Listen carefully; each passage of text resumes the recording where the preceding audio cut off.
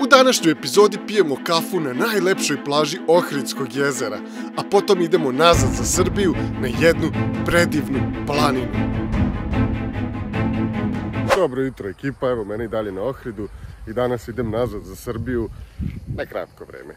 Ali pre toga idemo da popijemo kafu na jednom lepom mestu i pošto je ovde sinoć baš bila kiša, malo se brinem da li ću moći da izađem, pošto je ova glina, pazite ovo. Ajde, koliko toliko se sasušilo, ali mislim da ćemo moći izaći.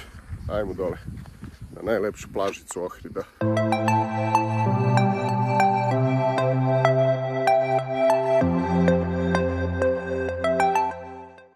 Ta predivna plažica se nalazi ovdje u blizini zaliva Kostiju, pored i pazite ovo ovdje uvalicu lepu. Prelepo. Meni je lepše nego more. Već vidim koliko je lepa i bistra voda. Kažem, sinoć je bila kiša, tako da je hladno. Što znači da ne bi trebalo da bude ljudi ovdje. Što mi je, opa, drago. Joj, kosti. Vidim da li da se uštekam ovdje. Ok, definitivno. Ojaj, mislim da je ovdje sasvim cool mesto za napraviti kaficu. Dobro, nisam toliko.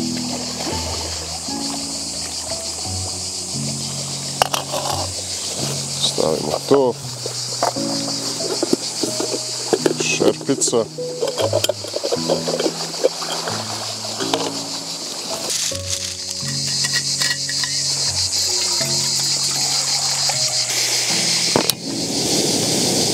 to što je vrlo interesantno kod Ohridskog jezera, što ima jako puno svojih autohtonih vrsta, od nekih sunđera, ko što možda viđete na morima, ko što ste viđali, tako do riba i mnogo čega. Izvori su, kao što ste vidjeli u prethodnoj epizodi, predivni. Ukoliko niste gledali, definitivno bacite pogled, nadam se da će vam se svidjeti. A ja mislim da ja nemam kašiku, ali sam 100% siguran da sam je stavio. Posle ovoga idem u Srbiju na nešto kratko,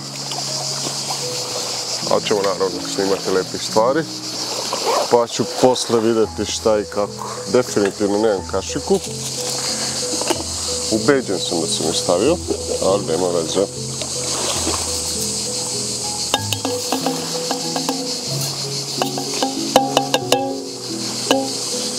A zato šta još nemam? Nemam više kafe.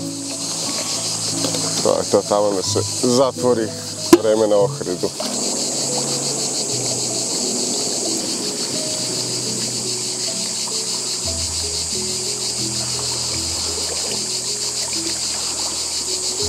I to je to. Kafa za 3 minute. Jedino što nema u prirodi, na najboljem mjestu.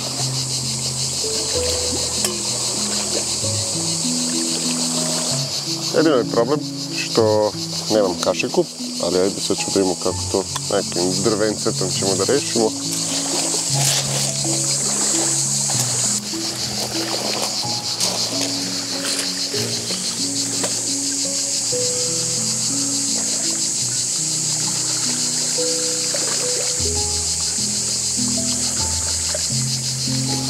To je to. Dok se kafa još ne ohladi, idem da se bućnem jednom u jezero. Mislim da će ovo biti posljednji put da se okupam. Tačka. Mislim da će ovo biti posljednji put da se okupam u jezeru. Tako da, u Ohridskom jezeru, tako da definitivno ću sad tu šansu da iskoristim. Tamo još nema ljudi. Ide gas.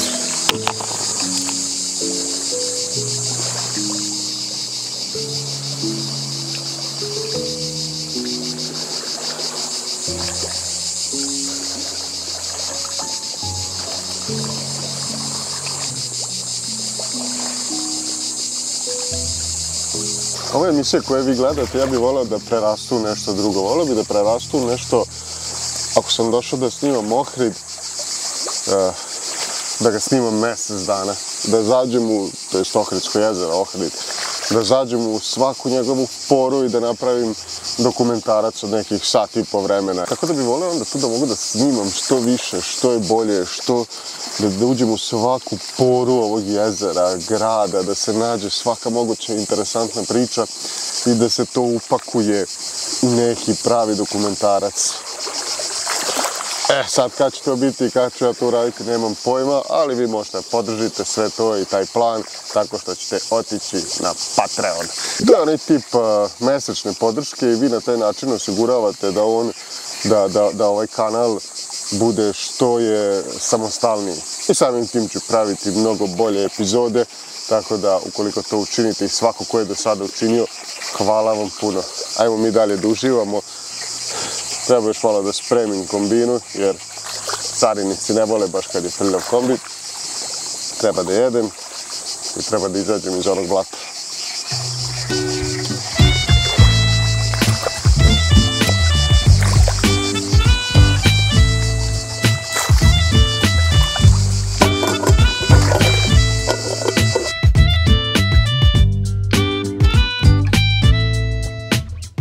Od hrane dosta mi je bitniji ambijent. Zato volim kada je doručak jednostavan, ali u prelepom okruženju. Rijetko koji restoran ima ovakav pogled. Gdje ćeš bolje od ovoga?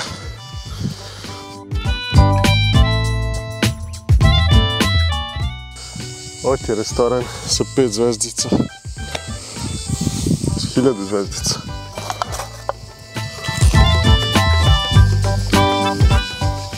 Ali gledajte vi ovu čistoću mora, znači kao da je mora. Gledajte vi ovu čistoću jezera, kao da je more. To je to, opraštamo se sa Ohridskim jezerom, idemo lagano ka Srbiji. Ovo se sve osušilo, ali gume su ostale isto ovako. Ali nema veze, lagano ćemo sad izaći, samo da nije ovdje mokar teren, tako da ajmo gas.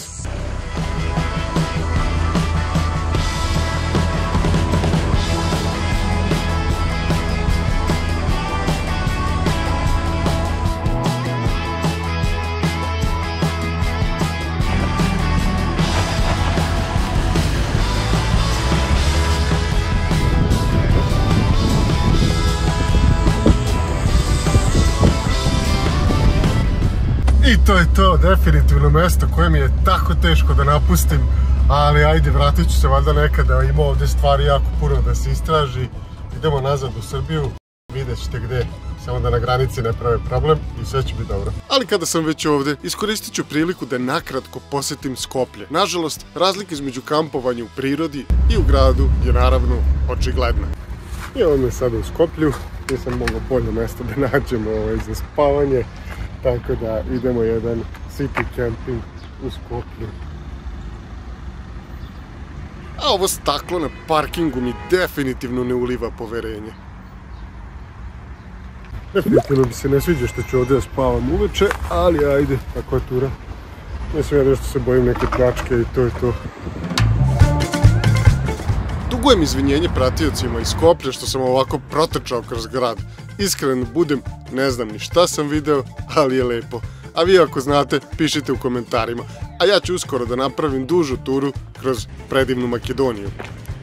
Kombina je ostala sama na parkingu i najbitnije sa svim prozorima netaknutim. Ali kako god, unutra je bila žurka.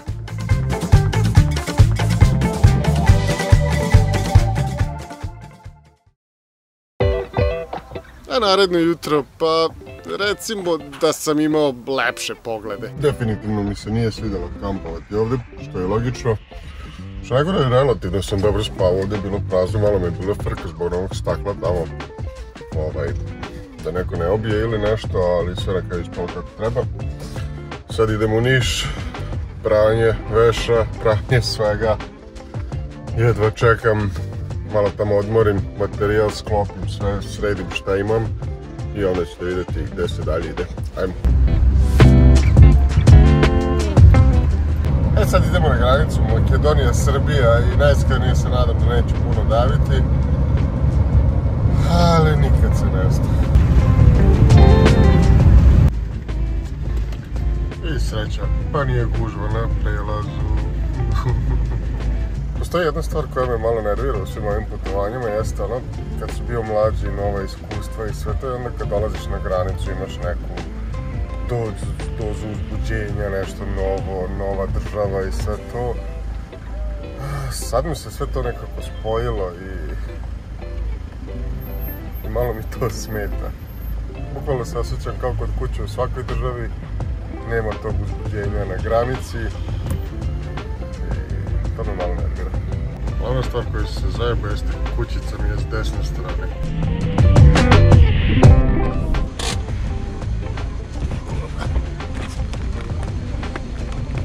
Dobar dan. Kamper. Kamper. Dobar dan. Ništa, kamper je u pitanju. Sam.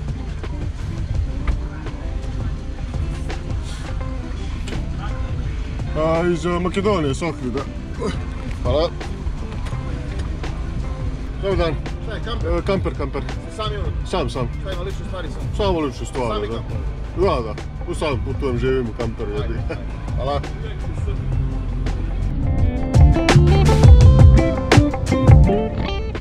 Evo, ovo je predivno prošlo, baš sam srećan, baš sam zadovoljan. Svi su bili fini. Dobro došao u Srbiju. A ja sam otišao u Jelašnicu da se malo odmorim i sredim kombi. Posle ovakve poruke prebacio sam kombi kod prijatelja Neše, domaćina kojeg svake godine posetim. Njega ćete imati priliku da upoznate u nekoj od narednih epizoda. Ovo je moja trenutna kancelarija. Nalazim se kod porodice Pavlović, predivni ljudi ovdje u Jelašnici. Samo moramo malo da sredimo kombi, da popravim neke stvari, vrata se raspadaju. Tako da kad to rešimo, idemo dalje.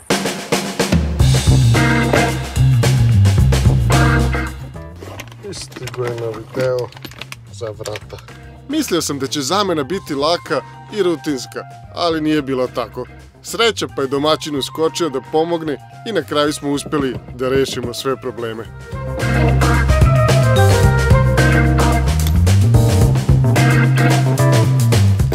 Sada vrata rade bolje nego ikada. I ono kao što je trebalo traje 5 minuta, trajalo je 1 sat i po 2. Evo kako kombi se sredio, tako da idemo dalje na put. Ali pre puta gostovao sam na Prvoj televiziji gdje smo pričali malo o kamperima, kampovima i životu u kamperu. Ima jako puno mogućnosti, ima ta sloboda gdje možete da odete u divljinu, gdje vas niko neće vidjeti, a ima ta sloboda gdje odete u neki od kampova i upoznate jako puno divnih ljudi. Iako su kampovi predivna stvar, ja češće volim da odem u neku divljinu. I zato sam se uputio na Suvu planinu. Zašto se zove Suva planina, definitivno ću saznati.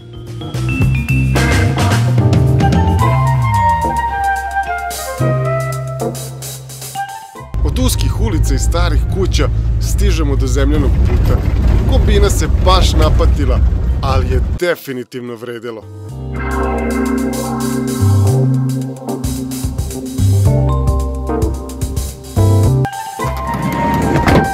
To je to, idemo na tram.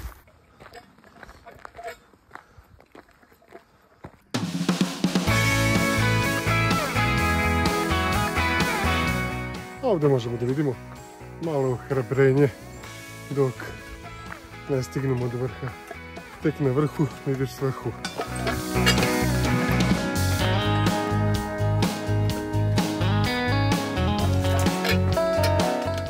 I evo ga, prvi prelepi pogled. Uskoro ćemo vjerojatno da izađemo iz šume i šetat ćemo po kamenu. I to neće biti veselo, ali nema veze, izdržat ćemo. Isto mi ovaj pogled, da ja ne padem, idemo dalje.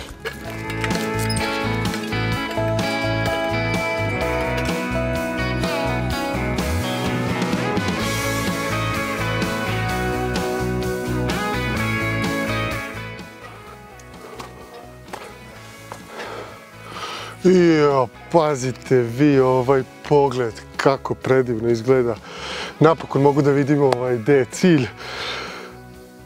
I dalje daleko, ali nema tu šta, moramo da nastavimo dalje. Sad, zašto se ova planina zove Suva planina? Razlog su stene od kojih je ta planina formirana. U pitanju su krečnjačke stene i onda kada pada kiša, nigde se ne zadržava voda, nego sve prolazi kroz sve te stene i tek neki potoci nastaju dole. Hajmo mi lagano.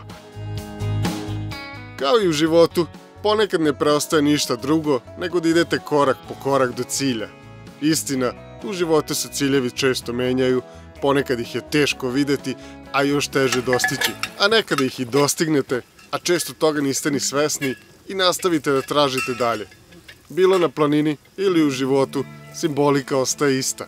Korak po korak. Ovo sve kroz šumu što se išlo bilo lagano, jer nije bilo toplo. Ovdje je katastrofa, ali nema veze, cepamo dalje. Nego ovamo cilj. Nije daleko. Međutim, dovoljno je ponekad da pogledate iza sebe i vidite put koji ste prešli. Tada put napred postaje mnogo lakši.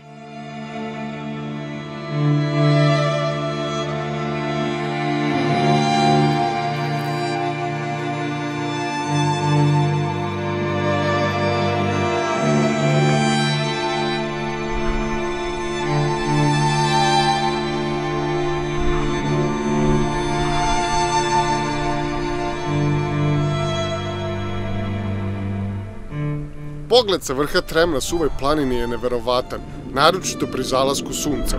Na koju god stranu sveta da se okrenete, prizor će vas ostaviti bez daha.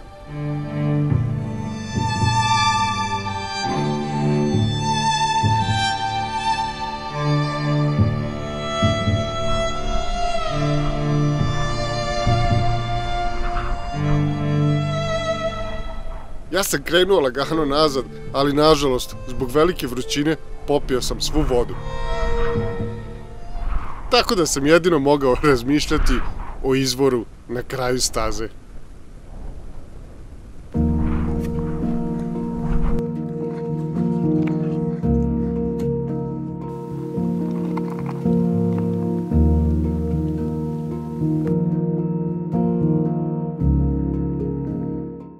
Nekad se život svede do ove bazične stvari, kad si umoran kao pas, nisi imao vode, ne znam, 2 sata, ovdje vrućina, možda i više.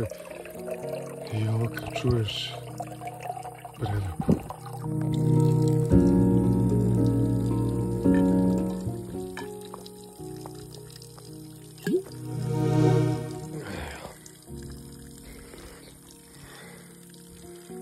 Sad ni indeks sandvič iz Novog Sada nije lepši od ovoga.